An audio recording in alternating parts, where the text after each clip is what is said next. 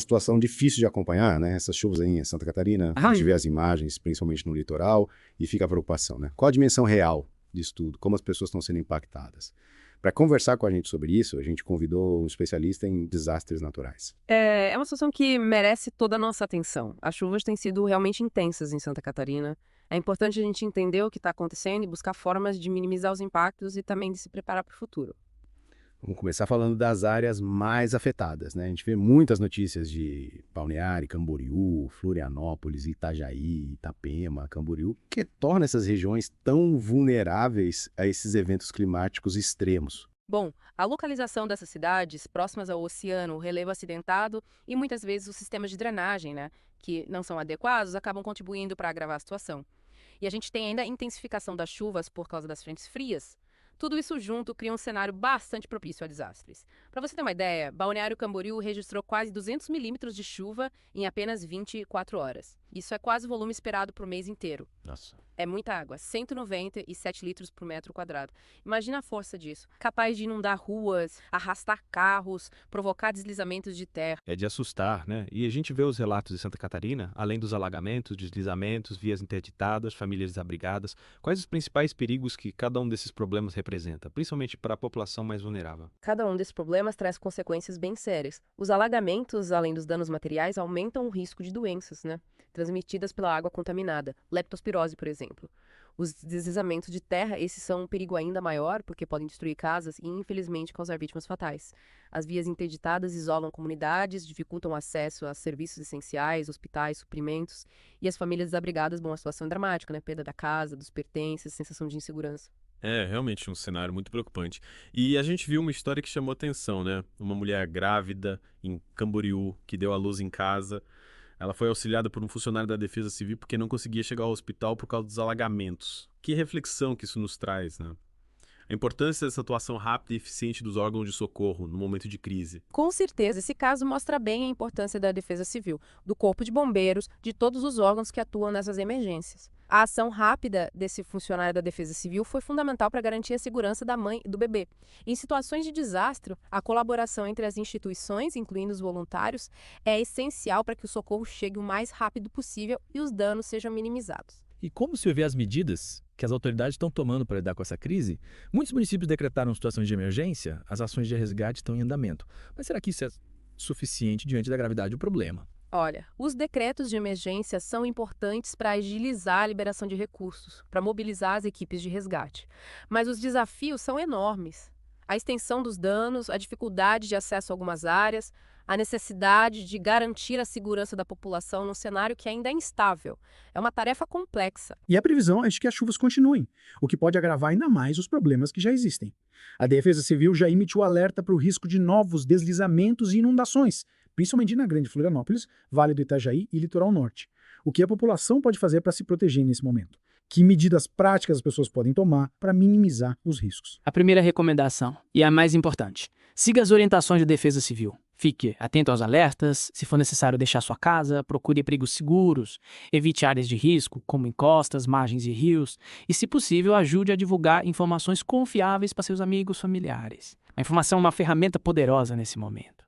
A gente vê com essa tragédia em Santa Catarina, né, que esses eventos climáticos extremos, eles estão se tornando cada vez mais frequentes, mais intensos. A gente precisa estar preparado, né? Não dá para ignorar os alertas da ciência sobre as mudanças climáticas, sobre os impactos que elas trazem. E como a gente pode agir, né, de forma mais consciente, mais responsável, para minimizar esses riscos, para construir um futuro mais resiliente. A mudança ela precisa começar a nossa mentalidade, sabe?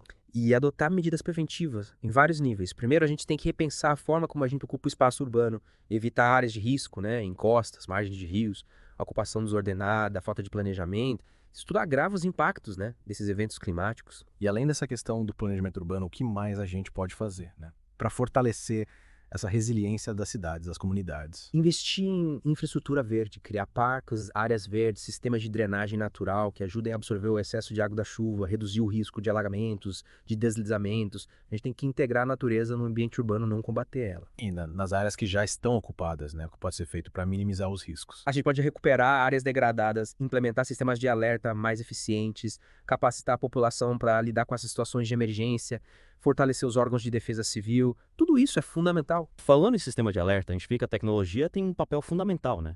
na comunicação, na rapidez, na informação, como a gente pode usar a tecnologia de forma mais eficiente para proteger a população. Aplicativos de celular, redes sociais, mensagens SMS, existem várias ferramentas, né, que podem ser usadas para alertar a população sobre os riscos, para orientar as pessoas, indicar rotas de fuga, pontos de apoio, facilitar a comunicação, principalmente nas áreas que já foram afetadas. A tecnologia pode ser uma grande aliada, tanto na prevenção quanto na resposta a essas emergências. E como garantir que as autoridades estejam preparadas, né, para responder de forma rápida e eficiente a esses eventos climáticos? Investimento, né? Capacitar os profissionais da Defesa Civil, do Corpo de Bombeiros, de todos os órgãos de socorro. Equipar esses profissionais, criar planos de contingência para diferentes cenários de risco, a gente precisa estar pronto para agir. Mas a responsabilidade não é só das autoridades, né? A sociedade como um todo precisa se engajar nessa construção de um futuro mais resiliente. O que a gente como cidadãos pode fazer para contribuir para essa mudança? Se informar, né? Buscar informação sobre os riscos, sobre as medidas de prevenção, participar de ações de voluntariado, cobrar ações efetivas das autoridades, adotar práticas mais sustentáveis no dia a dia. São atitudes simples, mas que fazem a diferença. A mudança começa em cada um de nós. Essa tragédia em Santa Catarina, ela serve como um alerta, né? A gente não pode mais adiar as ações para enfrentar as mudanças climáticas. A hora de agir é agora.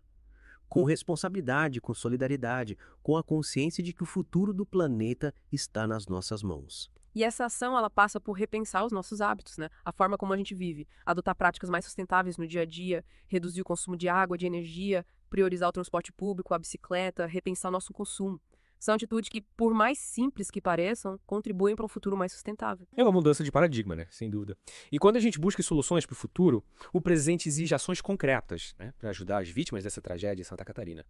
Além das doações, que outras formas de apoio a gente pode oferecer? A reconstrução das áreas afetadas, o apoio às famílias que perderam tudo, vai ser um desafio enorme. Vai exigir um esforço de todos, né? Do governo, da sociedade civil, de cada um de nós. É importante a gente acompanhar as iniciativas das ONGs, dos grupos de voluntários que estão atuando na região e contribuir da forma que for possível, seja com doações, com trabalho voluntário ou, às vezes, simplesmente divulgando informações confiáveis. Diante de uma tragédia como essa, é natural a gente se sentir, né? Triste, compadecido, às vezes até um pouco impotente. Mas a gente precisa transformar esses sentimentos em ação, né? Eu acredito que a solidariedade, a união de todos, vai ser fundamental para ajudar a Santa Catarina a se reerguer. O povo catarinense é forte, a gente sabe disso. E eu tenho certeza de que juntos vamos superar esse momento difícil. Mas a gente precisa ir além da resposta imediata à crise, né? A gente precisa transformar essa tragédia num catalisador de mudanças para que a gente possa construir um futuro mais seguro, mais sustentável para todos. É isso, que essa conversa sirva como um chamado à ação, para que cada um de nós possa refletir sobre o seu papel, né? Na construção de um futuro mais resiliente, mais preparado para os desafios que a gente sabe que virão. Eu agradeço muito a sua participação, trazendo luz, conhecimento para a questão tão urgente, tão complexa. O prazer foi meu e espero que, juntos, a gente possa contribuir para um futuro mais promissor. A todos que nos acompanharam, fica o convite para se manterem informados, engajados na busca por soluções para os desafios do nosso tempo.